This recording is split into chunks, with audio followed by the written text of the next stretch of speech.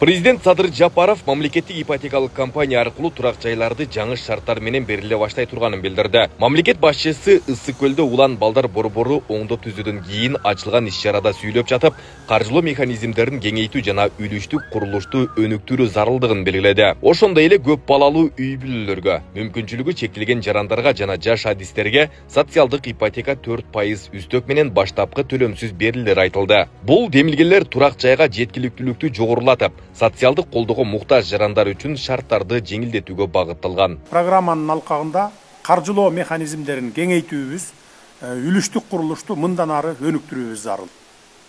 Ал эми көп балалуу үй бүлөлөргө, мүмкүнчүлүгү чектелген жарандарга, жаш адистерге социалдык ипотеканы жылдык 4% менен жана баштапкы төлөмсүз берүүгө жетишели деп жатабыз.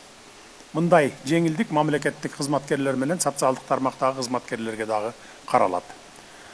Ошондой эле жарандар үчүн жеткиликтүү ипотеканы жылдык 8% менен баштапкы төлөмсүз берүүнү максат кылып жатабыз. Мамлекет көп балалуу үй бүлөлөргө, мүмкүнчүлүгү чектелген жарандарга жана жаш адистерге турак жай маселесинде өзгөчө көңүл бурулуп жатканы коомчулук тарабынан алкууга алынууда. Айрыкча мамлекеттик кызматка жаңыдан кабыл алынган жаш адистер үчүн арзан жана баштапкы төлөмсүз ипотеканын берилүүсү аларга болгон камкордуктун айкын көрүнүшү катары бааланууда. Президенттин кечеги айткан сөзү ошо көп балалууларга, анан кийин жаш адистерге, анан кийин жана тиги ден соолугу чектелген жарандарга бардыгына ошол баягы мурункудай 8%, 15% дегендер эмес, баштапкы төлөмүндө алып салыптыр, анан 4% менен берилет деп ачык айтылды.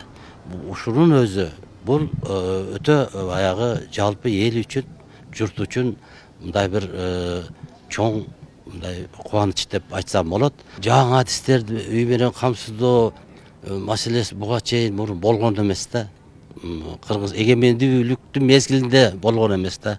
Ушунун өзү албетте жаш адистерди, ошо уул кыздарыбызды жаңыдан ишке кадам таштап, өзүмдүн адистик боюнча элге кызмат кылам деген үмүттөрү мындай бир акталат деп ойлойм да. Ишенимдүү иштеп, үй жайы болгондон кийин, иши болгондон кийин алар ошол баягы бар күчүн ошол элге, журтка кызмат кылам деп ойлоп, мындай бир астедилден ак таза иштегенге жол ачылат деп ойлойм да. Жалал-Абад шаарынын тургуну Айжан Мамадалиева ушул жылдын май айында мамлекеттик ипотекалык компания аркылуу 1 бөлмөлүү батир алган. Ал жалпы сумманын 50%-ын төлөп, кезексиз үй ээси болгон. Бирок берилген каражатты төлөөдө бир топ кыйынчылыктар жаралганын айтууда. Мамадалиеванын айтымында өлкө башчынын жаш адистерди колдоо максатында баштапкы төлөмсүз 4%-дык ипотека берүүсү мамлекет тарабынан эң чоң колдоо болмок дейт.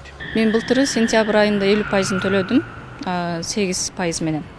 Анан быйыл май айында президентибиздин катышуусу боюнча келип күлүштөрүн тапшырды. Май айында алдык. Азыркы тапта жаңылыктардан көрүп келатабыз.